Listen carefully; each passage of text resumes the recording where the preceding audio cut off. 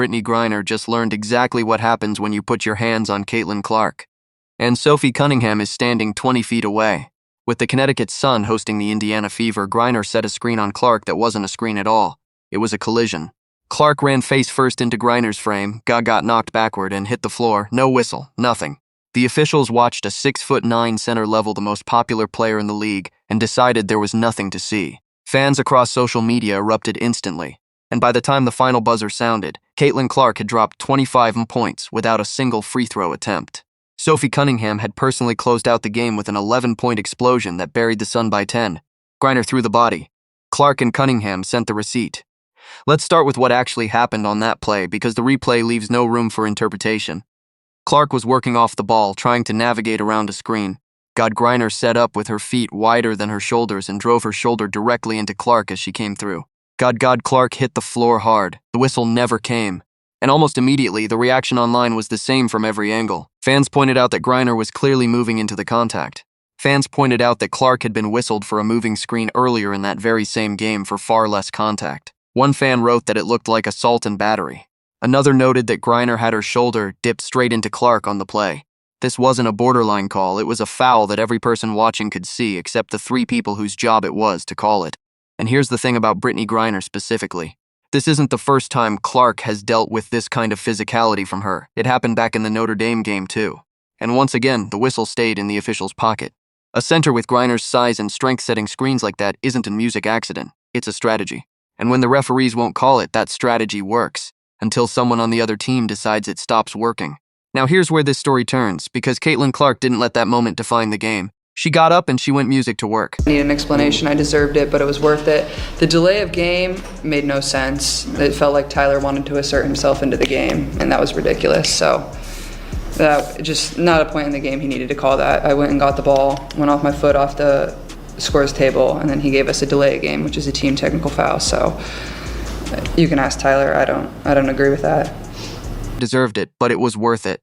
That's exactly the mentality Clark carried the entire night. She got hit with a no-call moving screen that should have been a foul. She picked up a technical she openly disagreed with, and none of it mattered. She finished with 25 points on 10 of 17 shooting, hit 5 three-pointers, and did all of it without a single trip to the free throw line. 0. Meanwhile, Connecticut's defense spent the whole game getting away with exactly the kind of physicality that was supposed to slow her down.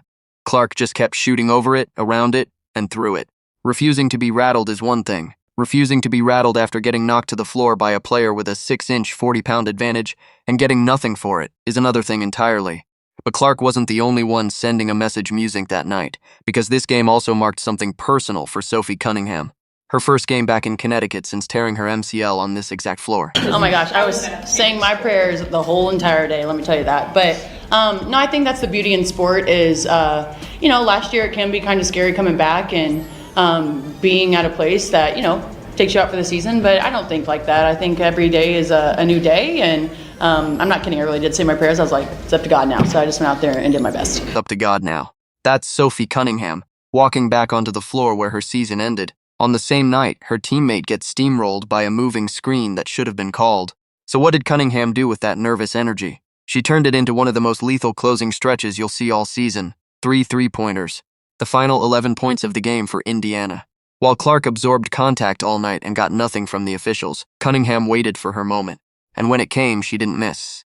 Here's what made the Clark-Cunningham combination so suffocating for Connecticut down the stretch. It wasn't random. It was exactly the dynamic Cunningham described after the game. Thank God. Shut up, dude.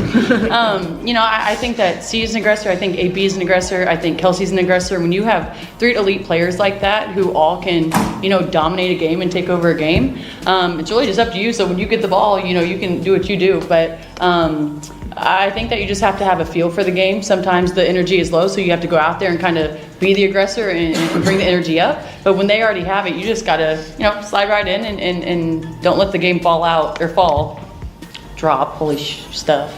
Drop the energy. And so when I was out there, I just did the best I could. Don't let the energy drop. That's the entire blueprint right there. Clark absorbs the punishment, keeps the offense moving, keeps Connecticut's defense honest, and refuses to fold even when the whistle isn't coming. And the moment Connecticut thought they'd survived that, thought maybe they'd worn the Fever down enough to make a late push, Cunningham slid right in and slammed the door. 3 threes, 11 straight points, game over. Think about the picture of what Connecticut tried to do in this game. They let Griner play through Clark with a screen so blatant that fans across the internet immediately flagged it as one of the worst no-calls of the season. They tried to grind the game down physically, the same approach that's been their entire identity against Indiana all year. And for a while, it worked well enough to keep the game within reach. Indiana's largest lead was only 11 points. This was not a blowout the entire way. Connecticut hung around, they made it physical. They made Clark earn every single point without giving her anything music at the free throw line. And then Sophie Cunningham in her first game, back on the floor where her injury happened, in the building where her season ended a year ago, calmly buried 3 threes in a row and put the game away by 10. If Connecticut wanted to send a message with that Griner screen, the response came back loud and clear by the final buzzer. You can hit Caitlin Clark, the referees might even let you get away with it, but somebody on this roster is going to make you pay for it anyway. And on this night, in this building, it was Sophie Cunningham who cashed that check. This is what this Indiana Fever team has become. God Clark absorbs everything thrown at her, physically and otherwise, and just keeps producing. 25 points, 5 threes, 0 free throws, a technical foul she didn't agree with, and a moving screen that should have been called a flagrant. None of it stopped her. And when the game needed someone to close it out, it wasn't Clark who had to do it again. It was Cunningham, playing through her own emotions on a floor that holds a painful memory for her, delivering exactly when her team needed her most. Brittney Griner set the tone for this game with that screen. She just didn't get to write the ending. Caitlin Clark made sure of that with 25 points under impossible conditions. And Sophie Cunningham made sure of it with 11 points in the final minutes that Connecticut never saw coming. Griner attacked, the Fever answered, and the scoreboard had the final word. What do you think? Did Brittney Griner's no-call moving screen deserve a flagrant foul? Let us know in the comments below. Make sure you subscribe and turn on notifications, because we've got more coverage of this Fever winning streak coming. See you in the next one.